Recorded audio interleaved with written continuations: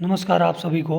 मैं assistant professor सुशील तोमर, राजनीतिक विभाग, आप सभी के लिए फिर से एक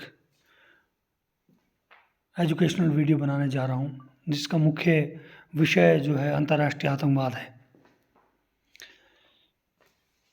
इससे पहले कि मैं अंतर्राष्ट्रीय आतंकवाद पे अपने विचार रखूं, मैं ये ज़रूर कहना चाहूँगा कि किसी भी विषय को पढ़ने से पहले ये हमारे लिए जानना बहुत ज़रूरी है कि कोई भी विषय हमारे को क्यों पढ़ाया जा रहा है या हमारे लिए उसको हमारे सिलेबस में क्यों जोड़ा जा रहा है। अगर मैं अंतर्राष्ट्रीय आतंकवाद की बात करूं तो पॉलिटिकल साइंस में यह विषय द्वितीय विश्व युद्ध के बाद इंट्रोड्यूस किया गया, क्योंकि उसके बाद जो विश्व लेवल पर टेररिज्म के ऊपर सोशल साइंटिस्ट या बहुत सारे हमारे राजनीतिक चिंतकों ने लिखना शुरू किया। इसीलिए जो है अंतर्राष्ट्रीय आतंकवाद बहुत इम्पोर्टेंट हो गया, विशेषकर 1991 के बाद, खाड़ी युद्ध के बाद, या अंतर्राष्ट्रीय लेवल पर बढ़ रही आतंकवादी गतिविधियों के कारण इस विषय को आपको पढ़ाया जा रहा है। इसीलिए हमारे लिए जानना बहुत ज़रूरी है कि अंतर्राष्ट्रीय आतंकवाद किस तरह से विश्व लेवल की राजनीति को इन्फ्लुएंस कर रहा है और विशेषकर राजनीति की हर गतिविधियों को इन्फ्लुएंस कर रहा है। अब शुरुआत करते हैं अपने विषय के साथ। अगर बात की जाए अंतर्राष्ट्रीय आतंकवाद की, तो जैसा कि इसमें आप देख रहे हैं कि आतंकवाद का अर्थ होता है आतंक फैलाना, या कहीं ना कहीं अगर बात की जाए कि अन्यायपूर्ण ढंग और हिंसात्मक गतिविधियों, ये देखिए यहाँ पे गतिविधियों को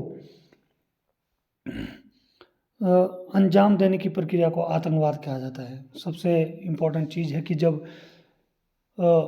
हिंसात्मक तरीकों और अन्यायपूर्ण तरीकों से समाज में भय का माहौल तैयार किया जाता है तो उसे आतंकवाद कहा जाता है। आतंकवाद में बहुत सारे लोग होते हैं जो गलत रास्तों का इस्तेमाल करके अपने मन मुताबिक कार्यों को अंजाम देते हैं। जैसा कि आप सभी ने देखा ही होगा कि बहुत सारी ऐसी गतिविधियां हैं जिससे जो है वो टेररिस्ट जो ऑर्गेनाइजेशंस है वो अपने इंटरेस्ट को पूरा करने के लिए कहीं ना कहीं जो है लोगों को डराते हैं और अपने इंटरेस्ट को पूरा करते हैं। अगर परिभाषा की बात की जाए तो अलग अलग लोगों ने इसके बारे में, अलग अलग पॉलिटिकल साइंटिस्ट ने कहा है। सवर्जनवर्गर के अनुसार एक आतंकवादी घटना के संदर्भ में सर्वश्रेष्ठ तरीके से परिभाषित किया जाता है। यह लक्ष्य डर पैदा करने के लिए शक्ति का प्रयोग करना और अपने लक्ष्यों को पूरा करना है। क्या बात है, कितनी अच्छी बात इन्होंने बोली है कि एक आतंकवादी घटना सर्वश्रेष्ठ तरीके से इस तरह परिभाषित किया जाता है कि इसका लक्ष्य जो है डर पैदा करना है और अपने लक्ष्यों को डर के माध्यम से पूरा करना है। ये इम्पोर्टेंट चीज़ है, आपको ये देखना होगा। दूसरे जो है चार्ल्स ए रसेल ये बोलते हैं कि आतंक बल प्रयोग तथा हिंसा के प्रयोग की धमकी या वास्तव में प्रयोग करके अपने राजनीतिक उद्देश्यों की पूर्ति करना आतंकवाद है। ये भी एक अलग डेफिनेशन है। इसमें भी इन्होंने मेनली फोकस किया है कि पॉलिटिकल उद्देश्यों को पूरा करने के लिए जब आप हिंसा का प्रयोग करते हैं तो उसे आतंकवाद कहते हैं। तीसरे जो थिंकर्स है नेक्स्ट जो है वो है डेविड फेडरिक। देखिए आप, फैरिक डेविड, इनके अनुसार राजनीतिक, सामाजिक, दार्शनिक, विचारधारात्मक या धार्मिक उद्देश्यों के लिए किया गया कोई भी ऐसा सशस्त्र हिंसक कार्य जो मानववादी कानून के आदेशों को की अवहेलना करता है आतंकवाद कहलाता है। ये भी एक बहुत अच्छी डेफिनेशन है। इन्होंने इसमें जो समाज के हर विषय को इंडल्ज किया है, जैसे राजनीतिक, सामाजिक, दार्शनिक, विचारधारात्मक या धार्मिक, किसी भी उद्देश्य से जो है वो डर पैदा किया जा सकता है। तो इनका मानना है कि जब इन उद्देश्यों की पूर्ति के लिए कोई भी इंसान या कोई भी शख्स हिंसा प्रयोग करता है और अपने मानव कानून का आदेशों की अवहेलना करता है और मानवतावाद, मतलब लोगों को मारना और लोगों के साथ अमानवीय व्यवहार करना, तो उससे जो है वो आपका आतंकवाद फैलता है। तो दैट्स द मेन ये डेफिनेशन मुझे बहुत अच्छी लगी आतंकवाद की, ये बहुत ज़बरदस्त, आप इसको अपने स्टडीज़ में इंक्लूड कर सकते हैं। नेक्स्ट है आपका ब्रिया एम जॉनसिक। इनके अनुसार हिंसा की धमकी देना, व्यक्तिगत तौर पर हिंसात्मक गतिविधियां, लोगों को डराने के लिए हिंसा का विचार आतंकवाद है। ये भी एक बहुत अच्छी डेफिनेशन है कि जब आप किसी को व्यक्तिगत तौर पर हिंसात्मक गतिविधियों तथा लोगों को डराने के लिए हिंसा का विचार करते हैं, किसी को डराने धमकाने के लिए व्यक्तिगत तौर पर इन्होंने कहा है, जब आप डराते हैं तो उसे आतंकवाद कहा जाता है। अब ये तो थी जो डेफिनेशन से ऑल एंड वेल हम कह सकते हैं कि जब हम अपने उद्देश्य के लिए कोई ऑर्गेनाइजेशन, कोई इंसान डर का माहौल पैदा कर सकता है और अपने राजनीतिक, सामाजिक, धार्मिक विचारधारा को उद्देश्य से जब डर का भय, डर पैदा करता है या उसके लिए जो है लोगों को डराता है, अपने इंटरेस्ट को पूरा करता है, तो उसे आतंकवाद कहा जाता है। आतंकवाद के विश्व स्तर पर कारण क्या है? अब हम मेनली इस पे फोकस करेंगे कि मुख्य स्तर पर आतंकवाद के मुख्य कारण क्या है। देखिए ये डायग्राम आप देख सकते हैं कि इसके मेन कारण क्या है। देखिए विश्व स्तर पर हुआ असमान विकास, पहला ये कट्टरवादिता में वृद्धि। आजकल आप देख रहे हैं किस तरह से हम अपने आइडियोलॉजी के लिए, धर्म के लिए हमें कट्टरता आई हुई है। बेरोजगारी एक बहुत बड़ा कारण है। अमेरिका की नीतियां भी कहीं ना कहीं अगर अंतर्राष्ट्रीय लेवल पे देखा जाए तो शुरुआत वहीं से होती है, जहां से अंतर्राष्ट्रीय लेवल पे यूएसएसआर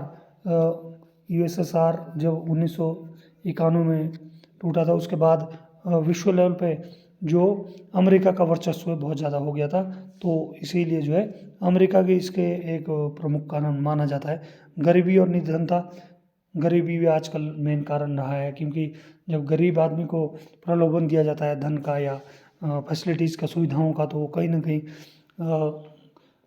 आतंकवादी गतिविधियों में इंडल्ज हो जाता है। संचार के साधनों का आजकल देख रहे हैं सोशल मीडिया पे, या कनेक्टिविटी इतनी बढ़ गई है इंटरनेशनल लेवल पे कि आतंकवादी गतिविधियों को अंजाम पहुंचाना बहुत आसान हो चुका है।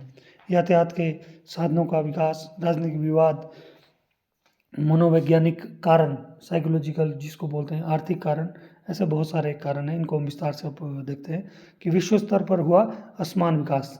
देखिए आप देख रहे हैं कि विश्व स्तर पर विश्व में फैले आतंकवाद का एक कारण यह भी है कि संपूर्ण विश्व एक समान विकास नहीं कर पा रहा है। देश तो इतने विकसित है, कई देश इतने विकसित है कि संसार की सभी सुख सुविधाओं का लाभ उठा रहे हैं, जबकि कई ऐसे देश हैं जिन्हें 2 वक्त की भी रोटी नहीं मिल पा रही है। अधिकांश विकसित देश पश्चिमी देश है और विकासशील देशों का शोषण करके अपना विकास कर रहे हैं, जिनके कारण विकासशील देशों में कुछ वर्गीय में ऐसी भावनाएं पैदा हो गई है, वो ऐसे वर्गों में जो कि वे आतंकवादी घटनाओं की ओर अग्रसर हो जाते हैं। बिल्कुल सही इन्होंने जैसे कहा, जैसे कि पहला कारण कि कहीं ना कहीं जो वेस्टर्न और ये एशियन या हमारी जो एशियन अफ्रीकन कंट्रीज़ है, वहाँ पे डेवलपमेंट का जो दर है वो काफ़ी स्लो है, और जो अमीर देश है विशेषकर ये अमेरिका है और ये आपके यूरोपियन कंट्रीज़ हैं, ये कहीं ना कहीं सारे लोग अपने विकास को कर पा रहे हैं, और जिसके कारण जो अल्प विकसित देश है या विकासशील देश है उनमें घृणा की भावना आती है इनके खिलाफ, और कहीं ना कहीं उससे आतंकवादी गतिविधियों को बढ़ावा मिलता है और आतंकवादी ऑर्गेनाइजेशन इसका फ़ायदा उठाता है, और कहीं ना कहीं जो है वो इन कंट्रीज़ के सिटीजन्स, नागरिकों को प्रलोभन दे के आतंकवादी गतिविधियों में इंडल्ज कर देते हैं या उन्हें उसमें शामिल कर देते हैं। दूसरा है कट्टरवादी में वृद्धि, कट्टरवादिता में वृद्धि। आजकल आप देख रहे हैं विश्व स्तर पर कहीं ना कहीं जो है वो कट्टरता बढ़ रही है, अपने समुदाय के लिए, अपने धर्म के लिए, किसी भी चीज़ के लिए। इंडिया में ही देख लो, आजकल हिंदुत्व का एक कंसेप्ट चल पड़ा है, जो एक आरएसएस ऑर्गेनाइजेशन के द्वारा बहुत डीपली उसको, अभी तक उसको मैं हिंदुत्व कट्टरवादी कहूँगा, लेकिन उसमें नेगेटिविटी नहीं है, कहीं ना कहीं वो पॉजिटिविटी उसमें है। लेकिन इसी तरह से दूसरे देशों में भी आप देख सकते हैं, इस्लामिक स्टेट है, आईएसआईएस ऑर्गेनाइजेशन है, इस तरह के बहुत सारे ऑर्गेनाइजेशन जो जिनमें एक कट्टरता है, या जो हम देखते हैं गोरों और कालों का भेद भी ये जो वेस्ट में चलता है, रेशियल भेदभाव, ये भी कहीं ना कहीं जो है आतंकवादी गतिविधियों को बढ़ावा देता है। उसके बाद गरीबी एवं निरक्षरता, इलिटरेसी, गरीबी और निरक्षरता, इलिटरेसी। विश्व स्तर पर विशेषकर विकासशील देशों में गरीबी और निरक्षरता बहुत अधिक पाई जाती है और एक गरीब एवं निर्धन व्यक्ति अपने कार्य को या भाषा के आधार पर कुछ लोग भड़काकर उससे आतंकवादी गतिविधियां करवाते हैं। बिल्कुल सही कि जो गरीब आदमी है, निरक्षर है, उसको उतना समाज सोसाइटी का पता तो नहीं होता है या बाहर होने वाली गतिविधियों में पता नहीं हो, तो उनके माइंड को ग्रैब करके कहीं ना कहीं जो है उनको पैसे का प्रलोभन, फैसिलिटी, सुविधाओं का और दिया जाता है और जिसके कारण वो आतंकी गतिविधियों में इंडल्ज हो जाते हैं। बेरोजगारी एक बहुत बड़ा कारण है। इंडिया में आजकल बेरोजगारी बहुत बढ़ गई है। 80%, लगभग 80% इंडिया में जो लोग हैं, युवा है, वो बेरोजगार है। ये जो डाटा अभी पीछे मैंने द हिंदू में पढ़ा था उसमें देखा मैंने, तो 80% लोग बेरोजगार है। तो कहीं ना कहीं आजकल जो है लोग पढ़े लिखे बेरोजगार है, जिसके कारण उनको टेररिस्ट एक्टिविटी में इंडल्ज किया जाता है और कहीं ना कहीं जो है वो लोग उससे इन्फ्लुएंस भी हो जाते हैं। तो बेरोजगारी एक बहुत बड़ा कारण है आतंकवाद का। अमेरिका की नीतियाँ, अमेरिका 1991 के बाद जब से सोवियत संघ का विघटन हुआ, अमेरिका विश्व में एकमात्र ऐसी शक्ति उभर के आई है जो कहीं ना कहीं जो है वो विश्व में डोमिनेट कर रही है। तो इसलिए अमेरिका ने इराक, अफगानिस्तान, ईरान तथा उत्तर कोरिया जैसे देशों को अपना निशाना बनाया, जिसके कारण अधिकांश मुस्लिम देश अमेरिका के विरुद्ध हो गए। ये भी एक कारण था जिससे विश्व लेवल पे बहुत सारे लादेन जैसे बड़े टेररिस्ट ग्रुप जो है, अलकायदा जैसे बड़े टेररिस्ट ग्रुप उभर के आए, क्योंकि डोमिनेशन के खिलाफ लोगों ने आवाज़ उठानी शुरू की। युद्धों का प्रभाव, प्राय जो है युद्ध एवं आतंकवाद में गहरा संबंध पाया जाता है। कई बार युद्ध आतंकवाद को जन्म देता है तो कई बार आतंकवाद युद्ध को जन्म देता है। अफगानिस्तान तथा इराक युद्ध के कारण भी विश्व में आतंकवादी गतिविधियां बढ़ी है। बिल्कुल सही बात। विज्ञान और तकनीकी, विशेषकर विश्व में आतंकवाद बढ़ने का एक अन्य महत्वपूर्ण कारण विज्ञान और तकनीकी है। यदि एक देश एवं तकनीक की मदद से अपना विकास करता है तो वहीं एक आतंकवादी संगठन विज्ञान एवं तकनीकी की मदद से अपनी आतंकवादी गतिविधियों को अच्छे ढंग से पूरा कर सकता है। सितंबर 2001 में अमेरिका में आतंकवादी हमले में विज्ञान एवं तकनीकी का महत्वपूर्ण योगदान है। बिल्कुल सही। 2001 में जिस तरह से लादेन ने जो पेंटागन सिटी और दूसरे बड़ी बड़ी इमारतों के ऊपर जो हमला किया था 2001 में अमेरिका में, तो वो भी एक टेक्निकली हाई टेक्नोलॉजी का यूज करके एरोप्लेन को जो है पेंटागन सिटी में घुसा दिया था लादेन ने, और जिससे वहाँ पे लगभग 5 से 6 हज़ार लोगों की डेथ हुई थी। तो ये भी एक कारण है कि आजकल विज्ञान और तकनीकी बहुत विकास हुआ है जो एक आतंकवाद को बढ़ावा देते हैं। उसके बाद संचार के साधनों का विकास। आजकल आप सोशल मीडिया या कनेक्टिविटी इतनी हो चुकी है कि आतंकवादी संगठनों को एक दूसरे के साथ बातचीत करने में, मैसेज पहुंचाने में कोई असुविधा नहीं हो रही है। ये एक सबसे बड़ा कारण है। अगर मैं 21वीं सदी की बात करूं, आजकल जो ऑनलाइन टेररिज्म या साइबर क्राइम या इस तरह की चीज़ें हो रही है, वो एक बहुत बड़ा चैलेंज है 21वीं सदी में हमारे लिए। और संचार के साधन, अगर इसका पॉजिटिव आपके लिए फ़ायदा है तो नेगेटिव भी इसके बहुत सारे आपके लिए नुकसान हैं। उसके बाद है यातायात के साधनों का विकास। आजकल आप देख रहे हैं कि सभी के पास अपनी गाड़ियां हैं, बाइक्स हैं, तो यातायात के साधन जब आपके लिए होंगे तो इजीली अवेलेबल होंगे, तो कहीं ना कहीं ये जो आसान हो जाएगा टेररिस्ट एक्टिविटीज़ को फ़ायदा पाना या उसको पूरा करने के लिए, जब आपके पास साधन होंगे। तो यातायात के साधनों से भी कहीं ना कहीं आतंकवादी संगठनों को आसानी हुई है। कुछ देशों द्वारा आतंकवाद को बढ़ावा देना।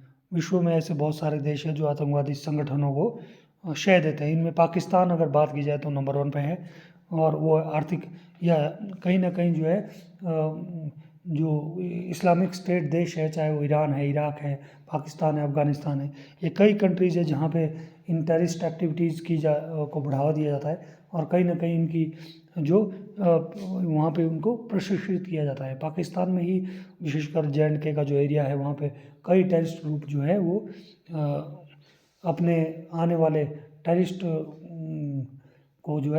को, आतंकवादियों को ट्रेन करते हैं। मनोवैज्ञानिक कारण, ये एक मनोवैज्ञानिक तथ्य है कि लोग जो स्वयं को सही और श्रेष्ठ, सकारात्मक, सृजनशील व्यक्ति के रूप में अभिव्यक्त नहीं कर पाते, वह अपनी चिंताओं और संघर्षमय तथा खींच को हिंसक तथा विध्वंसकीय गतिविधियों द्वारा प्रकट करने का प्रयास करते हैं। वह लोग जो अल्पसंख्यक है यह अनुभव करने लगते हैं कि उनके साथ सौतेला व्यवहार किया जा रहा है। बिल्कुल सही बात है। जैसा कि आप देखते हैं कि साइकोलॉजिकली भी एक बहुत बड़ा कारण है कि बहुत सारे माइनॉरिटीज़ ग्रुप ऐसे जो लोग हैं जो कम है समाज में या जिन्हें इग्नोर किया जाता है, तो उनके अंदर एक विस्फोटक और बदला लेने की जो भावना है वो उभर के आती है, जिसके कारण वो आतंकवादी गतिविधियों में इंडल्ज हो जाते हैं और आतंकवादी जो संगठन है उसमें शामिल हो जाते हैं। आर्थिक कारण, आर्थिक समस्याएं केवल व्यक्ति का आर्थिक ही नहीं अपितु उनकी मानसिक स्थिति को भी प्रभावित करती है। संपत्ति का असमान वितरण होने के कारण आतंकवादी इसे प्रमुख मुद्दा बना लेते हैं, क्योंकि आर्थिक दृष्टि शोषित वर्ग इनके बहकाव में आ जाते हैं तथा अशिक्षित एवं अज्ञानी लोग, यहाँ तक कि शिक्षित लोग भी बेरोजगारी से तंग आकर आतंकवादी में संलग्न हो जाता है। बिल्कुल सही बात है।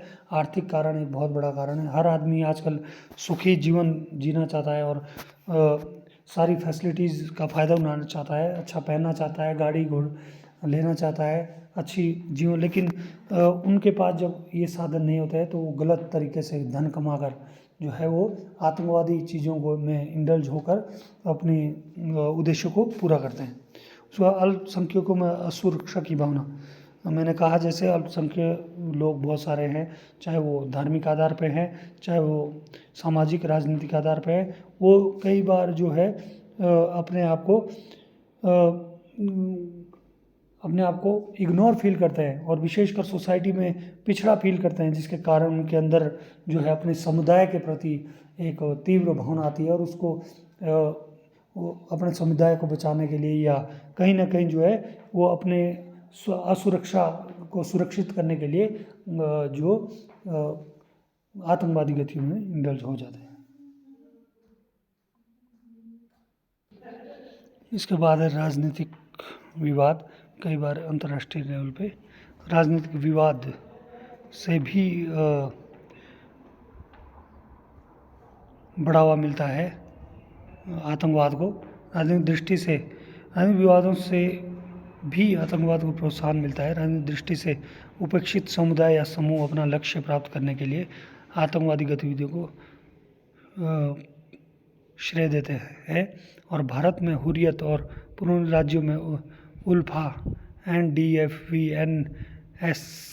NSCN, फिलिस्तीन में चेचन्य विद्रोही, श्रीलंका में लिटे जैसे संगठन राजनीतिक विवाद के नाम पर प्रोत्साहन दिया।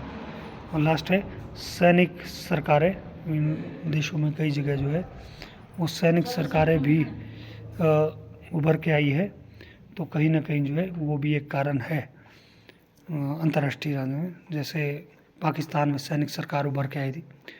तो ये चीज़ें हैं, ये जो छोटा सा प्रयास है मेरा अंतर्राष्ट्रीय आतंकवाद को डिफाइन करने के लिए। उम्मीद करता हूँ कि आपको ये मेरा जो लेक्चर है वो अच्छा लगा होगा। धन्यवाद आप सभी का।